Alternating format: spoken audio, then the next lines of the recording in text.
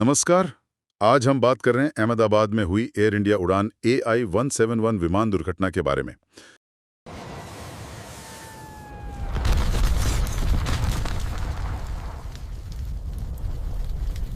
एक बहुत ही दुखद हादसा। जी, जिसमें विमान में सवार 241 लोग और जमीन पर 19 लोगों की जान चली गई। हाँ, और हाल ही में AAIB यानी एयर एक्सीडेंट इन्वेस्टिगेशन ब्यूरो की शुरुआती जांच रिपोर्ट आई है। तो आज हम इसी पर गहराई से बात करेंगे। बिल्कुल, कोशिश करेंगे कि इस रिपोर्ट के जो मुख्य बिंदु हैं और जो सवाल उठ रहे हैं, उन्हें समझ सकें। और ये सवाल जरूरी हैं, क्योंकि इतनी बड़ी दुर्घटना भारत में हवाई सुरक्षा पर आप समझ सकते हैं कितने गंभीर प्रश्न खड़े करती है। तो चलिए देखते हैं रिपोर्ट की सबसे अहम बात क्या सामने आई है। देखिए, जो सबसे चौंकाने वाली बात है, वो ये कि टेक ऑफ के बस कुछ ही सेकंड बाद विमान के दोनों इंजनों के जो फ्यूल कंट्रोल स्विच होते हैं, हाँ, बिल्कुल। और सबसे अजीब बात ये है कि दोनों स्विच लगभग एक ही समय पर बंद हुए। एक ही समय पर। जी हाँ, और कॉकपिट वॉइस रिकॉर्डर CVR, उसमें एक पायलट दूसरे से पूछ रहा है, क्या तुमने इंजन बंद किया? और जवाब? जवाब था नहीं। क्यों काटा?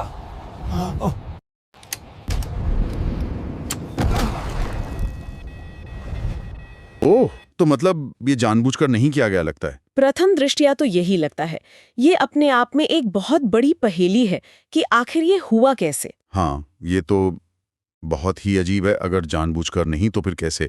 रिपोर्ट क्या कहती है? क्या स्विच में कोई खराबी थी? यही मामला और उलझता है। शुरुआती जांच में स्विच या इंजन में कोई सीधी मैकेनिकल गड़बड़ी नहीं मिली है। कोई मैकेनिकल गड़बड़ी नहीं? नहीं, कम से कम अभी तक तो नहीं मिली है। लेकिन एक और चीज हुई है। विमान का RAT यानी रैम एयर टर्बाइन, वो एक्टिवेट हो गया है। RAT, ये क्या होता है? RAT एक तरह का छोटा इमरजेंसी प्रोपेलर होता है। ये तभी बाहर आता है और काम करना शुरू करता है जब प्लेन के मेन पावर सप्लाई या हाइड्रोलिक सिस्टम में कोई बड़ी प्रॉब्लम आ जाए। अच्छा, तो मतलब इंजन भी बंद हुए और साथ में बिजली या हाइड्रोलिक सिस्टम में भी कोई सीरियस इशू का संकेत मिला? जी हाँ, तो एक तरफ इंजन का फ्यूल कट ऑफ होना, दूसरी तरफ RAT का एक्टिवेट होना और स्विच में कोई मैकेनिकल फॉल्ट ना मिलना, ये सब कैसे जुड़ता है ये अभी साफ नहीं है।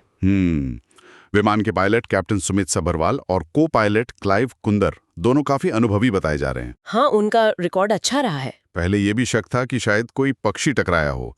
अहमदाबाद एयरपोर्ट पर यह दिक्कत तो रहती है। हाँ, वो एक एंगल था क्योंकि अहमदाबाद में बर्ड हिट्स के मामले ज्यादा होते हैं, लेकिन जांचकर्ता फिलहाल इसे मुख्य कारण नहीं मान रहे हैं। तो अगर मैकेनिकल फॉल्ट नहीं, बर्ड हिट नहीं, तो फिर ध्यान पायलट पर जाता है। हाँ, और यहीं पर थोड़ा विवाद भी शुरू हो गया है। कुछ रिपोर्ट्स और सोशल मीडिया पर ये बातें चल रही हैं कि कहीं पायलटों को बलि का बकरा तो नहीं बनाया जा रहा। अच्छा, मतलब CVR की बातचीत को कुछ लोग मानवीय भूल का संकेत मान रहे हैं कि शायद गलती से स्विच ऑपरेट हो गया। लेकिन दूसरी तरफ कुछ लोग सवाल उठा रहे हैं एयर इंडिया के मेंटेनेंस रिकॉर्ड पर या फिर बोइंग 787 के डिजाइन पर ही। बोइंग 787 का डिजाइन? हाँ, इसमें बोइंग के एक सिस्टम TCMA का भी जिक्र आया है। ये thrust control malfunction accommodation system होता है। क्या पता इसमें कोई अप्रत्याशित भूमिका रही हो। तो सवाल यह है कि जांच सिर्फ पायलट के एक्शन पर फोकस कर रही है या इन संभावित सिस्टमिक इश्यूज को भी देख रही है। ये बहुत जरूरी सवाल है, क्योंकि जो सोर्सेज हम देख रहे हैं उनमें भारत में ओवरऑल एविएशन सेफ्टी कल्चर पर भी चिंताएं जताई गई हैं। बिल्कुल, जैसे DGCA के ऑडिट्स में मिली कुछ कमियों का जिक्र है। क्या कमियां? जैसे कहीं कथित तौर पर घिसे हुए टायर इस्तेमाल हो रहे थे या कर्मचारियों की ट्रेनिंग या उनके रवैये में लापरवाही की बातें।